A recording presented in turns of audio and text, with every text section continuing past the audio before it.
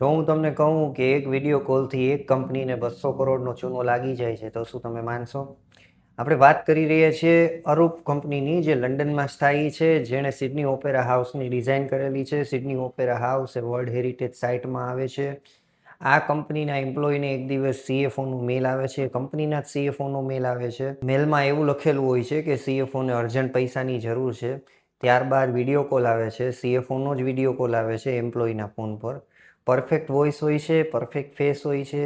Employ સીએફઓને ઓળખે છે એટલે સીએફઓએ આપેલા નંબર પર એમ્પ્લોયી 15 ટ્રાન્ઝેક્શન દ્વારા કુલ $25 મિલિયન એટલે કે 200 કરોડ રૂપિયા ટ્રાન્સફર કરી આપે છે. એક અઠવાડિયા બાદ જ્યારે ઓડિટ થાય છે ત્યારે ખ્યાલ આવે છે કે 200 કરોડ રૂપિયા સીએફઓના એકાઉન્ટમાં નહીં પરંતુ એક સ્કેમરના એકાઉન્ટમાં જાય છે.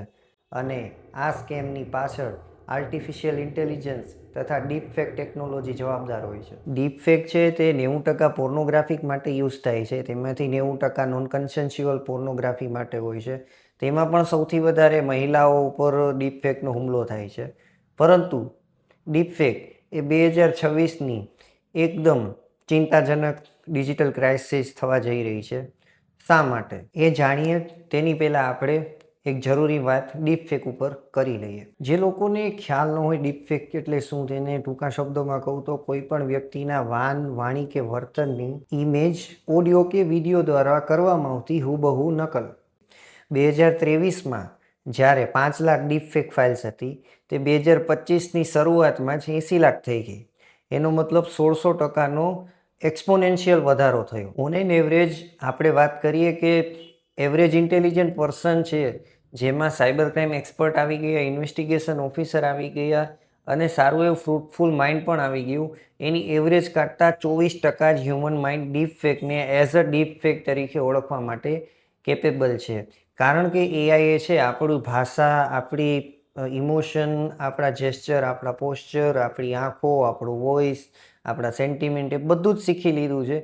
એટલે એટલું પરફેક્ટ ડીપફેક બનાવવામાં આવે છે કે હ્યુમન માઇન્ડથી એને ડીકોડ કરવું પોસિબલ જ નથી. હાઈ ક્વોલિટી ડીપફેક સામે તો આપણું બ્રેઇન છે તે બ્લાઇન્ડ જ થઈ જાય છે. 2025માં કુલ 47 એટલે કે 47 સેલિબ્રિટીઝોએ કેસ કરેલા ઓલ ઓવર વર્લ્ડમાંથી, અને 57 પોલિટિશિયન્સે કેસ કરેલા ઓલ ઓવર વર્લ્ડમાંથી. ઇન્ડિયામાં અરિજીત સિંહના વોઇસનો કેસ થયેલો હતો, અક્ષય કુમારનો વિડીયો આવ્યો તેમાં પણ કેસ થયેલો હતો, ઐશ્વર્યા રાયે તો કોર્ટ પાસેથી પ્રોટેક્શન માંગેલું, રશ્મિકા મંડાલાએ પણ કેસ કરેલો હતો. રશ્મિકાએ તો પબ્લિકમાં આવીને કીધું કે આ તો બહુ સ્કેરી વસ્તુ છે. વર્ષ 2025ની શરૂઆતમાં કુલ 180 સિરિયસ ડીપફેક અટેક થયેલા છે. મનોવૈજ્ઞાનિક એવું કહે છે કે જે સોસાયટી રિયાલિટીને નથી ઓળખી શકતી એ સોસાયટી ડેમોક્રેસીને નથી બચાવી શકતી. એનું એક હું તમને ઉદાહરણ આપું. પાકિસ્તાનમાં ઇમરાન ખાને જેલમાંથી કેમ્પેન લડેલું, જેલમાંથી એઆઈ વિડીયોઝ બનાવી અને તેના સમર્થકો તથા જનતાને એઆઈના ડીપફેક દ્વારા મત માગવાની માંગણી કરેલી. હવે ડીપફેક તો બીજા લોકો પણ વાપરતા હશે, તો સામેવાળી પાર્ટી એવું કર્યું કે ડીપફેકનો જ યુઝ કર્યો, ઇમરાન ખાનનું એક્ઝેક્ટ ઓપોઝિટ સ્ટેટમેન્ટ બનાવી દીધું. હવે લોકો થઈ ગયા કન્ફ્યુઝ કે મત દેવો કે ના દેવો. બે મુદ્દા ઉપર પક્ષ અને વિપક્ષમાં ઇમરાન ખાનના સ્ટેટમેન્ટ. હવે આપણે વાત કરીએ શા માટે આવનારા સમય દરમિયાન ડીપફેક ગંભીર સમસ્યા બની રહેશે. રેડિટ પર એક યુઝરે અમૂલ માચા ડ્રિંકનો ગૂગલ જેમિની દ્વારા બનાવેલો એક ખોટો ફોટો મૂક્યો અને ત્યારબાદ અનેક લોકો જે વર્ષોથી ઇન્ટરનેટ વાપરે છે તે ફસાઈ ગયા અને નજીકના અમૂલ કેફેમાં તપાસ કરવા માંડ્યા. જેનઝી પણ ગૂગલ પર સર્ચ કરવા માંડ્યા. જો આ લોકો ભ્રમણામાં મુકાઈ શકતા હોય તો તમે વિચારો એવા લોકો કે જેને હજુ પણ સરખી રીતે ટેકનોલોજીનો વપરાશ કરતા નથી આવડતો. આવા લોકોની સંખ્યા આપણા દેશમાં અનેક ગણી છે. ડીપફેકથી કોઈ પણ રાજકારણી અને ગુનેગાર આરામથી પોતાના બચાવ માટે દલીલ કરી શકે છે કે મારી સામેના પુરાવાઓ તો ખોટા છે.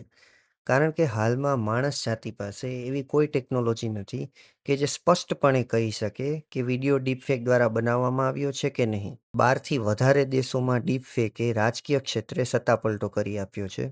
એટલે આ કોઈ ભવિષ્યમાં થનારી વાતો નથી, પરંતુ વર્તમાનમાં ઘટી રહી અને એક વણઉકેલાયેલી સમસ્યા છે. અલબત્ત કહું તો સમાધાનના સ્ત્રોત આપણી પાસે ગઈકાલના છે અને સમસ્યા આજ અને આવતીકાલની છે. ટેકનોલોજી, સાયન્સ અને સાયકોલોજીના આવા રસપ્રદ વિડીયો જોવા માટે મને આજે જ સબસ્ક્રાઇબ કરો.